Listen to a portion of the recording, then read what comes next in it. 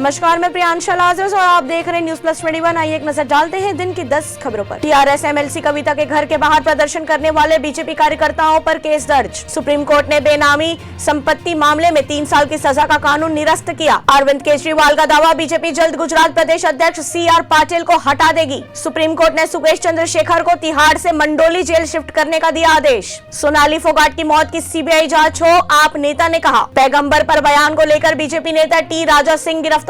भारत में कोरोना के 8,586 नए मामले, एक्टिव केस घटकर 96,506 हुई, स्वास्थ्य मंत्रालय ने बताया। पंजाबी सिंगर मनकीरत औलाक को बम्बिहा गैंग ने फेसबुक पोस्ट डालकर दी धमकी। शेयर मार्केट में हाहाकार, खुलते ही चारों खाने चित। TCS, इन्फोसिस, विप्रो के शेयर गिरे। ऐसी ही तमाम जानकारियों से लगातार अपडेट रहने के लिए देखते रहिए न्यूज प्लस 21, आपके हक की बात।